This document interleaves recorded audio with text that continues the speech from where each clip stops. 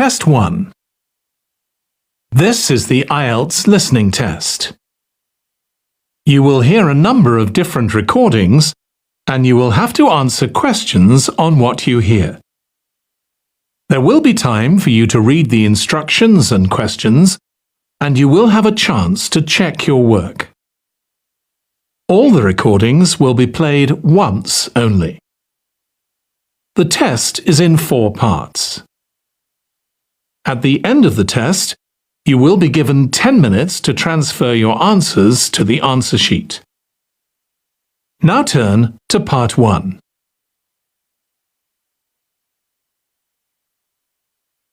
Part 1. You will hear a woman phoning a friend to get information about a job agency. First, you have some time to look at questions 1 to 5.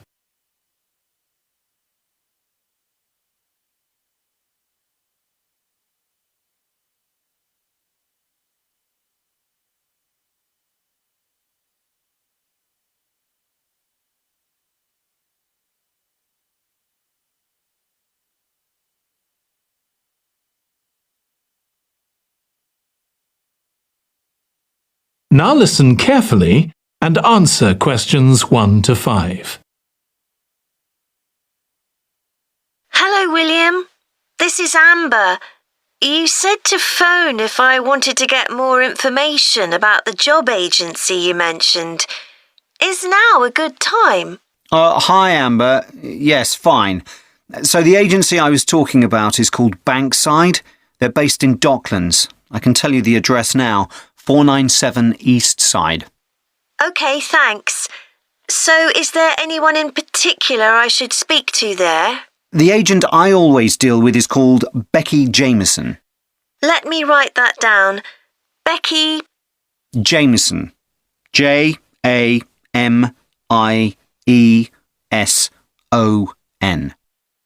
Do you have her direct line? Yes, it's in my contacts somewhere.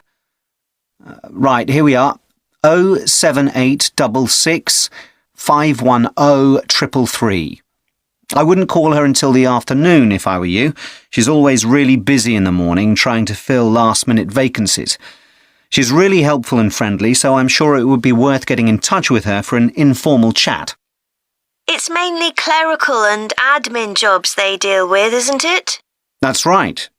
I know you're hoping to find a full-time job in the media eventually, but Becky mostly recruits temporary staff for the finance sector, which will look good on your CV and generally pays better too.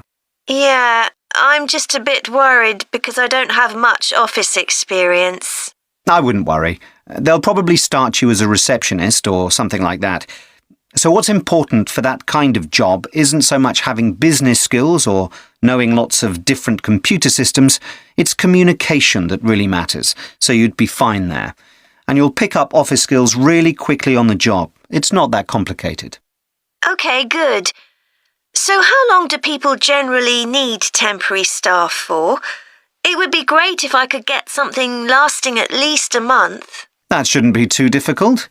But you're more likely to be offered something for a week at first, which might get extended. It's unusual to be sent somewhere for just a day or two. Right. I've heard the pay isn't too bad. Better than working in a shop or a restaurant. Oh yes, definitely. The hourly rate is about £10, $11 if you're lucky. That's pretty good. I was only expecting to get £8 or £9 an hour. Before you hear the rest of the conversation, you have some time to look at questions 6 to 10.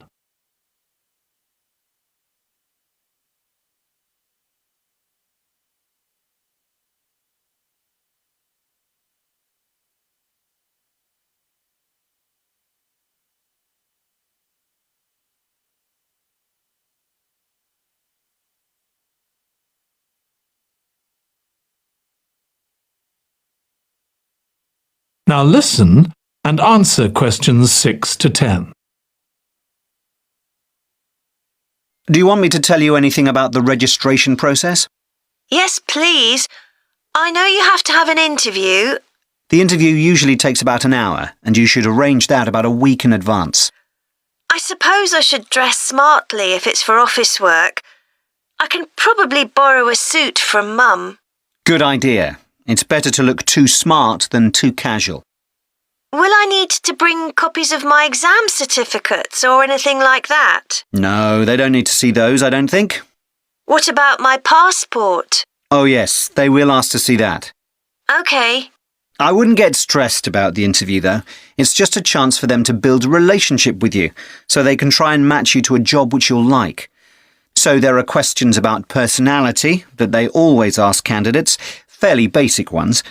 And they probably won't ask anything too difficult, like what your plans are for the future. Hope not. Anyway, there are lots of benefits to using an agency. For example, the interview will be useful because they'll give you feedback on your performance so you can improve next time. And they'll have access to jobs which aren't advertised. Exactly. Most temporary jobs aren't advertised. And I expect finding a temporary job this way takes a lot less time. It's much easier than ringing up individual companies. Yes, indeed. Well, I think I've covered everything. That is the end of Part 1. Part 2. You will hear a woman giving a presentation about a holiday on an island in Britain that her company organises. First, you have some time to look at questions 11 to 14.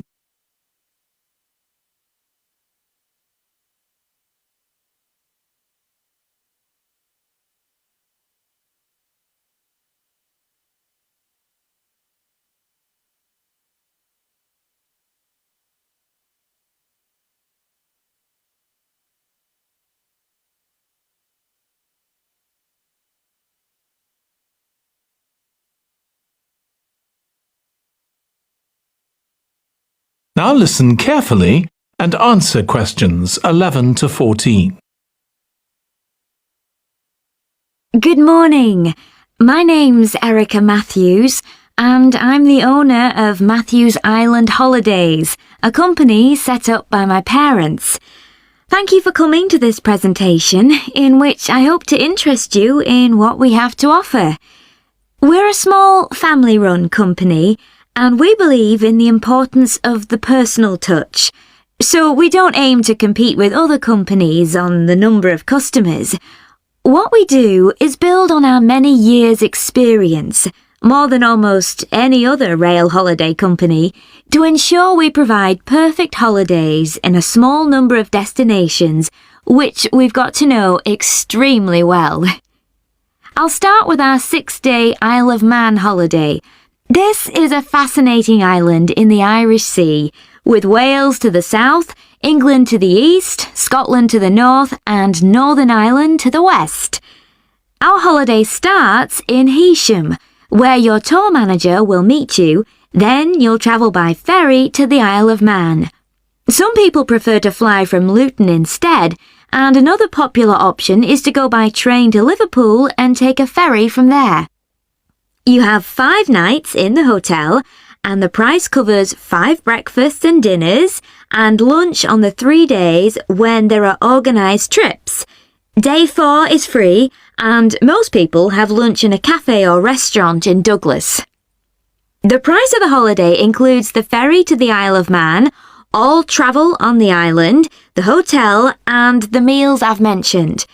Incidentally, we try to make booking our holidays as simple and fair as possible, so unlike with many companies, the price is the same whether you book 6 months in advance or at the last minute, and there's no supplement for single rooms in hotels. If you make a booking then need to change the start date, for example because of illness, you're welcome to change to an alternative date or a different tour for a small administrative fee. Before you hear the rest of the talk, you have some time to look at questions 15 to 20.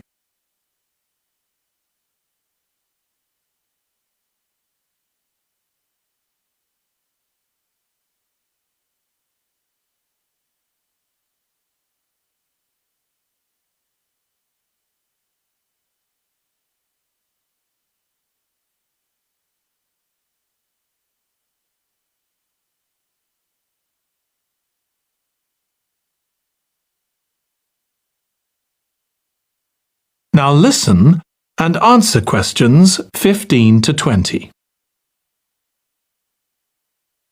Okay, so what does the holiday consist of? Well, on day 1, you'll arrive in time for a short introduction by your tour manager, followed by dinner in the hotel. The dining room looks out at the river, close to where it flows into the harbour, and there's usually plenty of activity going on. On day 2, you'll take the coach to the small town of Peel, on the way calling in at the Tynwald exhibition. The Isle of Man isn't part of the United Kingdom, and it has its own parliament called Tynwald.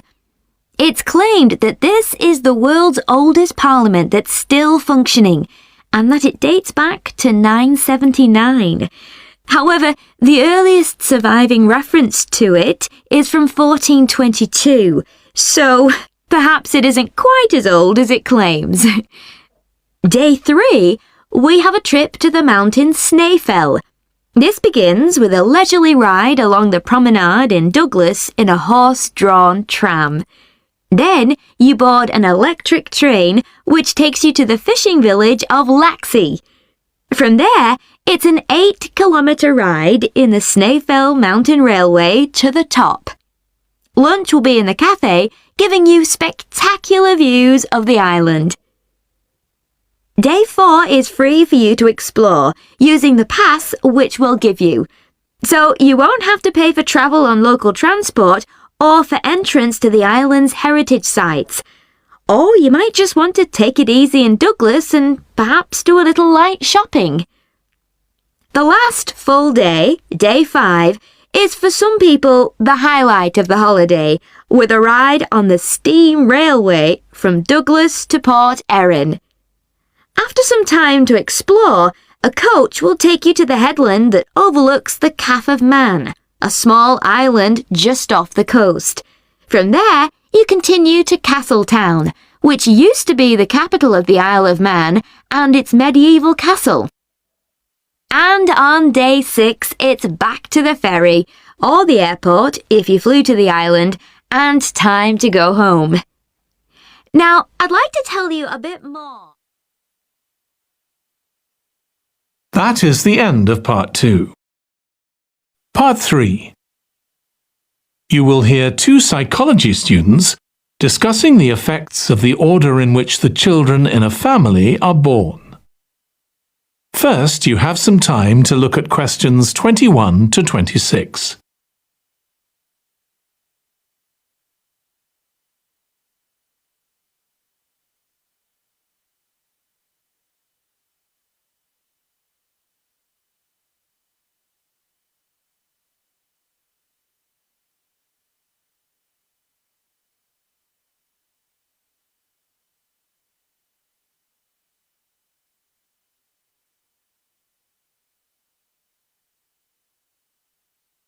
Now listen carefully and answer questions 21 to 26.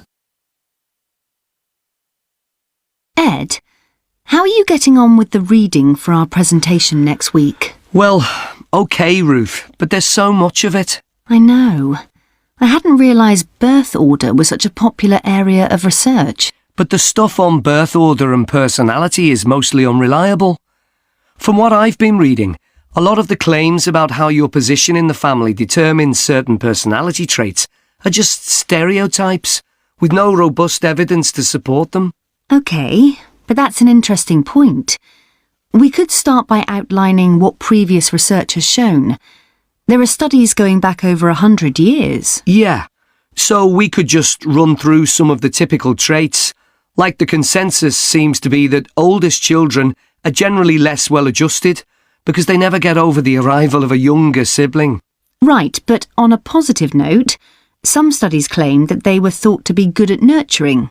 Certainly in the past, when people had large families, they would have been expected to look after the younger ones. There isn't such a clear picture for middle children, but one trait that a lot of the studies mention is that they are easier to get on with than older or younger siblings. Generally eager to please and helpful. Although that's certainly not accurate as far as my family goes. My middle brother was a nightmare. always causing fights and envious of whatever I had. As I said, none of this seems to relate to my own experience. I'm the youngest in my family, and I don't recognise myself in any of the studies I've read about. I'm supposed to have been a sociable and confident child who made friends easily, but I was actually terribly shy. Really? That's funny. There have been hundreds of studies on twins, but mostly about nurture versus nature. There was one on personality which said that a twin is likely to be quite shy in social situations because they always have their twin around to depend on for support. My cousins were like that when they were small. They were only interested in each other and found it hard to engage with other kids. They're fine now, though. Only children have had a really bad press. A lot of studies have branded them as loners who think the world revolves around them because they've never had to fight for their parents' attention. That does seem a bit harsh. One category I hadn't considered before was children with much older siblings. A couple of studies mentioned that these children grow up more quickly and are expected to do basic things for themselves, like getting dressed. I can see how that might be true, although I expect they're sometimes the exact opposite, playing the baby role and clamouring for special treatment. Before you hear the rest of the discussion, you have some time to look at questions 27 to 30.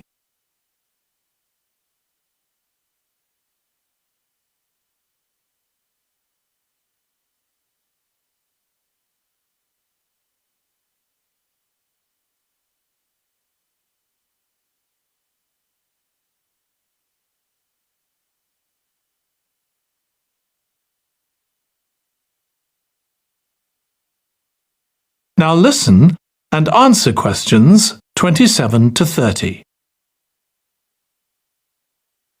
What was the problem with most of these studies, do you think?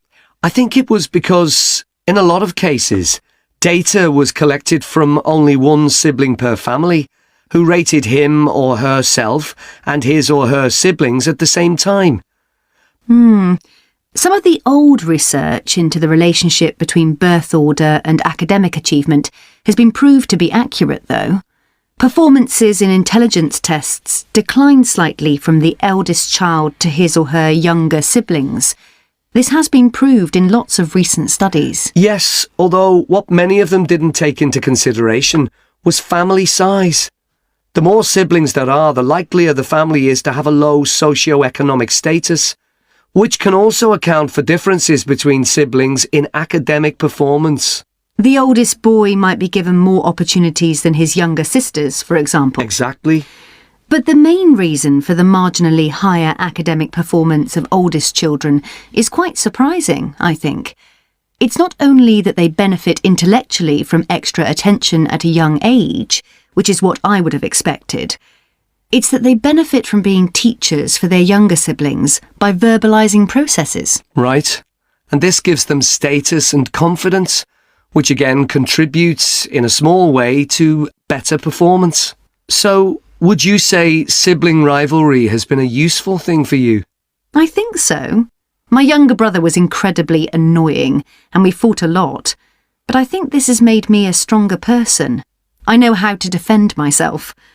We had some terrible arguments, and I would have died rather than apologise to him. But we had to put up with each other, and most of the time we coexisted amicably enough. Yes, my situation was pretty similar. But I don't think having two older brothers made me any less selfish. I was never prepared to let my brothers use any of my stuff. That's perfectly normal, whereas sometimes... That is the end of Part 3. Part 4. You will hear a student giving a presentation about a type of tree known as the eucalyptus, which is common in Australia. First, you have some time to look at questions 31 to 40.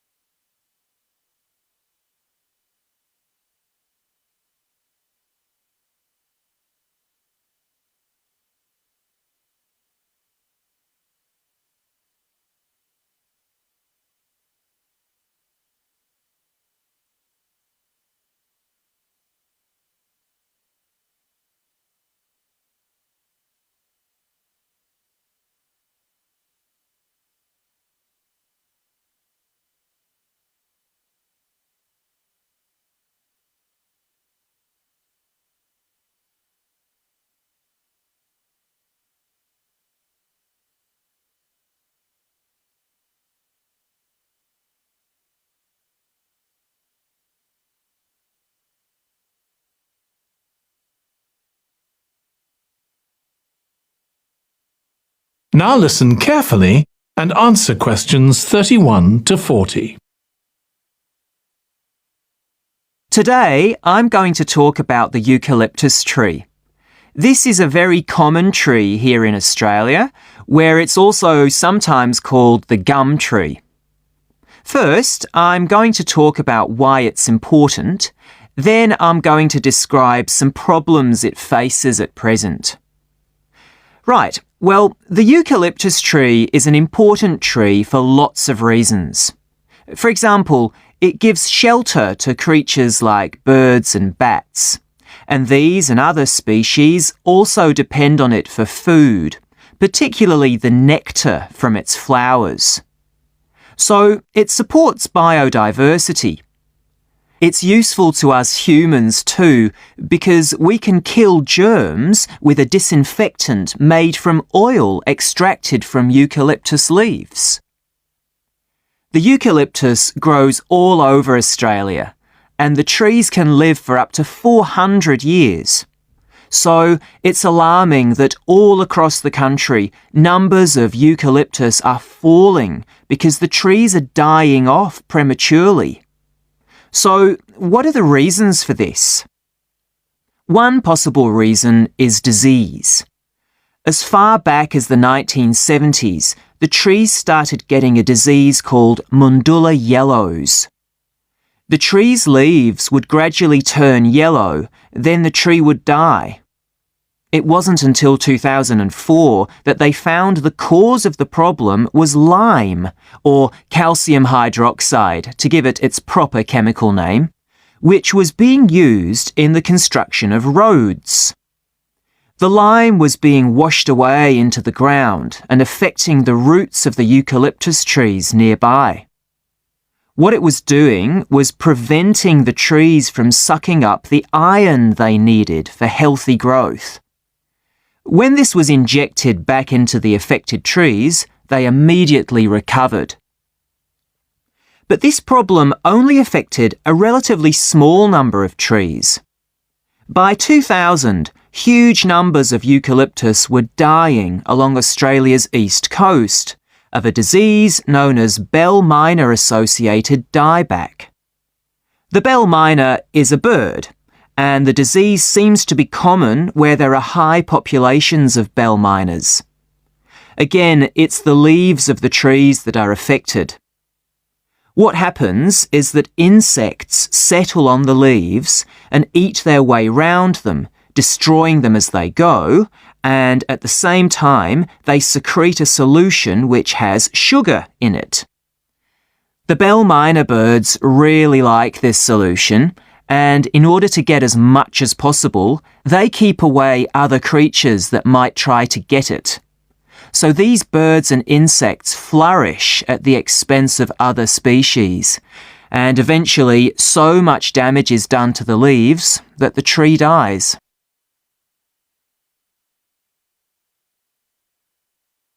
But experts say that trees can start looking sick before any sign of bell miner-associated dieback. So it looks as if the problem might have another explanation. One possibility is that it's to do with the huge bushfires that we have in Australia. A theory proposed over 40 years ago by ecologist William Jackson is that the frequency of bushfires in a particular region affects the type of vegetation that grows there. If there are very frequent bushfires in a region, this encourages grass to grow afterwards, while if the bushfires are rather less frequent, this results in the growth of eucalyptus forests. So, why is this? Why do fairly frequent bushfires actually support the growth of eucalyptus? Well, one reason is that the fire stops the growth of other species which would consume water needed by eucalyptus trees. And there's another reason.